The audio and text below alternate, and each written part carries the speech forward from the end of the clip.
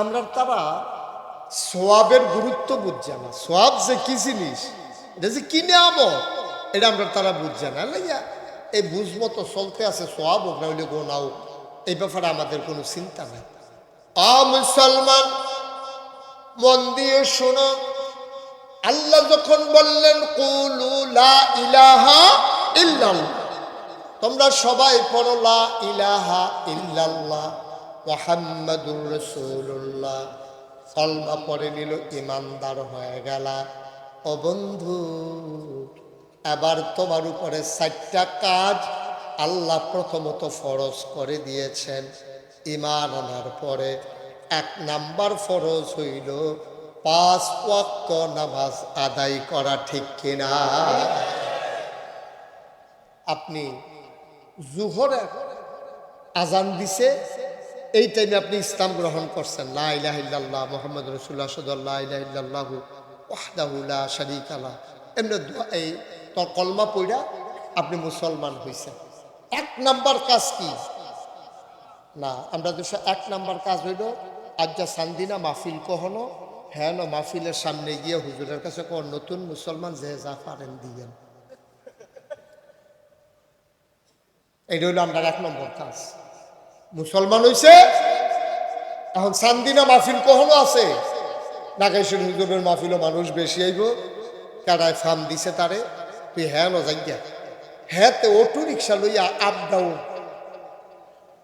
বা বয় দেখছে অটো রিক্সারে, তে নতুন মুসলমান হইছে, হ্যাঁ ঠিক আছে, নতুন মুসলমান হয়েছে, সে অসহায়, তার সাহায্য করা দরকার, কিন্তু সে মাহফিলে ঘুরে ঘুরে টেহা তুলব এই জন্য একটা লাইন ফাইয়া লাইছে, এটা কিন্তু লক্ষণ সুবিধার না, ঠিক কিনা? কম মেহনত করে খাইব।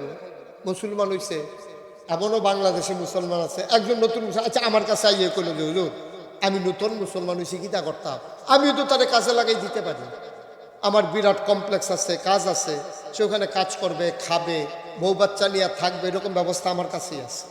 সুতরাং সেই মাহফিলও এই মাহফিলও সব মাহফিলও যদি এতে টেহা তুলে, মসজিদের বারান্দাত করে টেহা তুলে, কে এতে কাম করে খাইলে অসুবিধা কি? আমরা মুসলমান কি যারা আগের থেকে আছে তার ভিতরে গরিব নাই?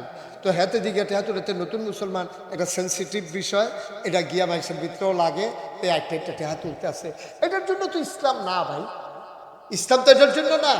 তো নতুন মুসলমান হওয়ার পরে সে মাত্র জুহরের আগে যে মুসলমান হয়েছে, এই টাইমে মসজিদে আজান দিছে, তার 1 নাম্বার কাজ হইল মসজিদে জামাতের সাথে নামাজ আদায় করা, ঠিক কিনা?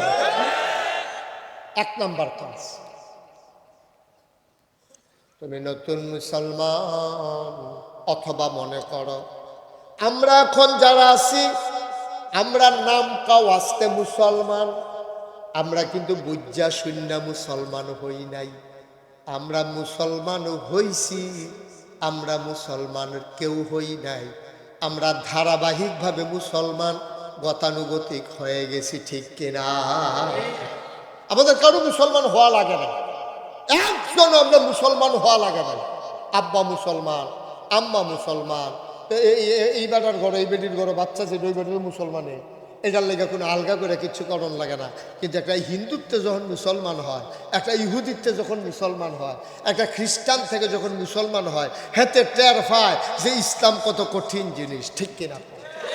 তার আব্বা থাকতেও না, তার মা থাকতেও না, তার ভাই থাকতেও না, তার গোষ্ঠী জ্ঞাতি তারে জায়গা দেয় না, তার দূর দূর সাই সাই করে তারাই দেয়। আর তুমি ওই মুসলমান আব্বা আম্মার ঘরে জন্ম হইছো দেখা তুমি নামাজ পড়লেও মুসলমান, না পড়লেও মুসলমান, রোজার মাস 8টা খায়, তারপরেও তো মুসলমান। কোনো সমাজ থেকে আজ পর্যন্ত সে নামাজ পড়ে না কেন, এই জন্য মুসলমানের বাচ্চা বের করে দিয়েছে, সেটা বাংলাদেশে একটা ঘটনাও হয় নাই, ঠিক কিনা? কিসের মুসলমান?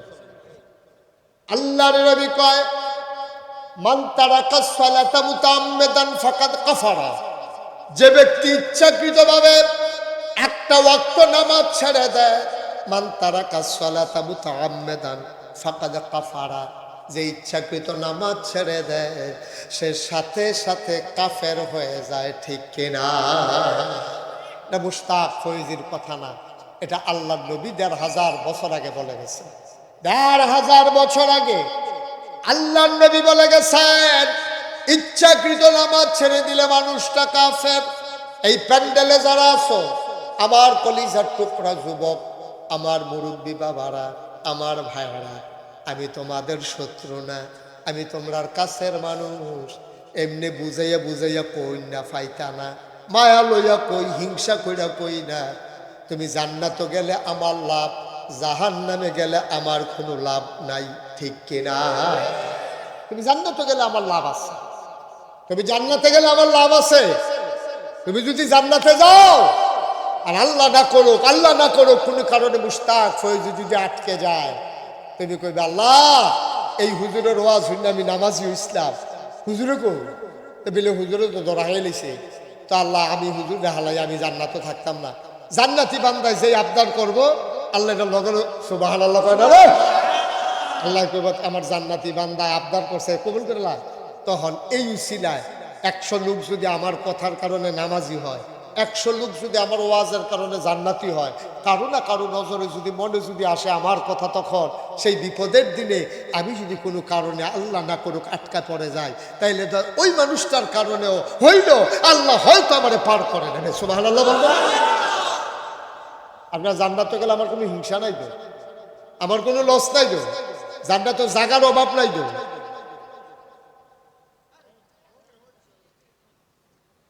জান্নাতে জাগার অভাব নাই। আমরা সবাই মিলে গেলে জান্নাতের কিচ্ছু হবে না, একটা কোনো ভরবে না।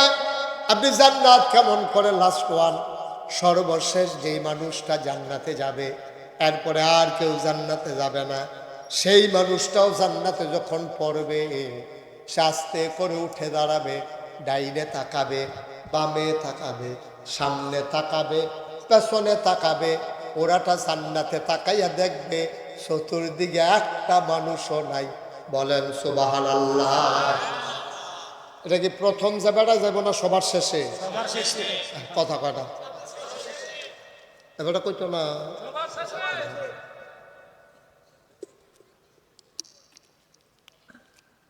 সবার শেষে, লাস্ট ওয়ান, সর্বশেষ। এরপরে আর জান্নাতে যাওয়ার না, ওখানে লাস্ট একটা তে জান্নাতে গিয়া ফিরে সেটা উঠতে চাইবো সামনের ফেল কি দেখ ফুটে ধলি দেখা যায়, বাড়ি ঘর নাই, কোনো মানুষজন নাই, আতফাও দেখি না, ঠ্যাং ঠুমো দেখি না, ঘটনা গীতা চাইবো ফুসার ফেল যা তুমি এটাও খালি ডাইনে বামে ওটা জান্নাত খালি। তা ডাক দিয়া করবো আল্লাহ আমার জায়গাটা কিন্তু দেখাই দিলে হইতালাইতা, ফেরেস্তারা তো ফিটা ফিটি আর কম করছে না, সুইটা লাইছে ভিতরে দিয়া, অহন কদুর হইতালাইলে আবার আরেকবার কইব উঠানো ওইটা আমটার জায়গা তো আরেক বিপদ না। তা একবারে জায়গাটা দেখাই দিলে কোনা দিয়ে হইতালাইতাম আল্লাহ, আল্লাহ কই কি আর জায়গা, কই জান্নাতে যাবি থাকবো। আল্লাহ ডাক দিয়া বলবেন বান্দারে, ও বান্দা যত দূর তোমার দু চোখ যায়, ডানে বামে সামনে পেছনে সবটা জান্নাত আমি আল্লাহ তোমারে দিয়া দিলাম। সুবহানাল্লাহ সুবহানাল্লাহ সুবহানাল্লাহ। বান্দা বলবে আল্লাহ সবটা কি আমার? খুব খেয়াল করে, সবটা কি আমার? আল্লাহ বলবেন আরো লাগবে নাকি? আল্লাহ সারা জীবন বাইতে একটা বাইটটা করার ভিতরে কোনাটা দিয়ে হইতে রয়েছি জিফুত লইয়া, কোনো মতে দিন ডাকা আড়াইছি, এত বড় জান্নাত দেওয়ার পরে জিজ্ঞেস করো আর লাগবে নাকি? কি করবো আমি জান্নাত? সুবহানাল্লাহ সুবহানাল্লাহ। বান্দা কাঁদতে শুরু করবে, এত বড় জান্নাত দিয়ে আমি কি করব? এত বিশাল জান্নাত আমার কি দরকার? এইটা হইল আল্লাহর দেয়া নেয়ামত, আল্লাহর জান্নাত। সবাই মিলে আমরা ভরিয়ে ফেলতে পারবো না, সেই জান্নাত আমাদের জন্য অপেক্ষা করতেছে, ঠিক কিনা? তাহলে আমরা কোন পথে গেলে জান্নাতও যায়, এটা কি আমি বেশি জানি নাকি আল্লাহ বেশি জানে? কথা কইতেন না, বললো উফরে বন, হ্যাঁ কোনো কষ্ট হয়নি কেন? নিচে আরাম বালা না, আরাম ফোন দিয়ে না কথা কেন? যে যেমনি আরাম খায় হুজুরে এমনি আরাম খায়, মার হাবা কয় না রে নাকি? তাহলে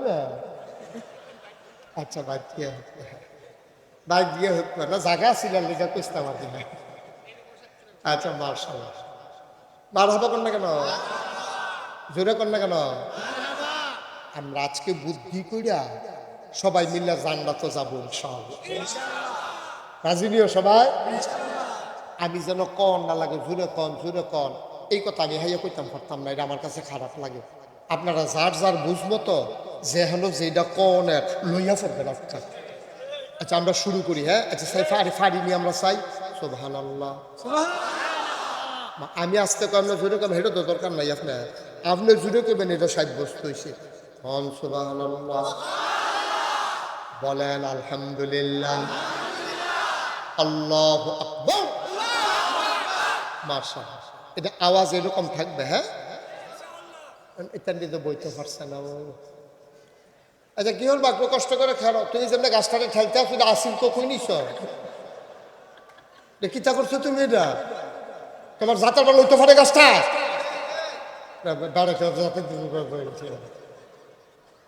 এটা সহ্য করতে পারি, গাছটাতে বেহা করে শুধু গাছটা।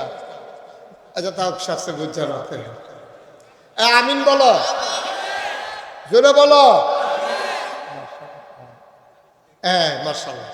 তা যেই কথাটা কইতাম ইসলাম, আমরা কই না যাব, মনে নাই কই যা, সবাই রেডি ইনশাআল্লাহ।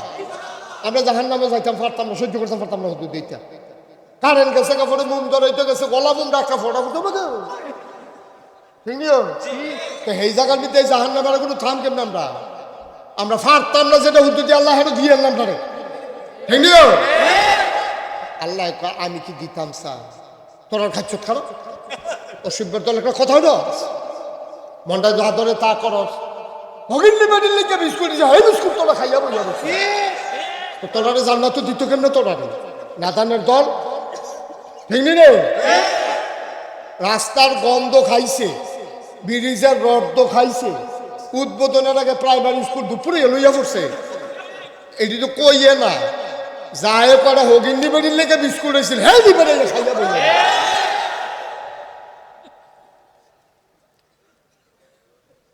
আমি কি তোমরা জাহান্নামে দিতাম চাই, তোমরা ইচ্ছা করে চাও যাও, ঠিক কিরকম? আম্মা জান আয়েশা রাদিয়াল্লাহু তাআলা আনহা তিনি বলেন, কেউ যখন ফজরের নামাজটা জামাতে আদায় করে, তাসবিহ তাহলিল ওজিফা কালাম আদায় করতে করতে যখন সূর্য উদয় হয়, তারপরে যখন এশরাকের নামাজ পড়ে, তখন এই নামাজটার উসিলায় আল্লাহ তাবারক ওয়া তাআলা উমরা আর হজের সওয়াব বান্দার আমল নামায় দিয়ে দেয়। একটা হজ করাইতে হইলে 5 লাখ 6 লাখ টাকা লাগে, লাগেনিও? কিন্তু আপনি ফজরের নামাজটা পড়িয়া মসজিদে বইয়া থেকে ওজিফা কালাম আদায় করছেন, সূর্য উঠছে, এশরাকের নামাজের সময় 4 রাকাত এশরাকের নামাজ পড়ছে, আপনার জন্য 1 হজ 1 উমরার সওয়াব এটা আল্লাহ নির্ধারণ করে দিয়েছেন। সুবহানাল্লাহ বলবেন।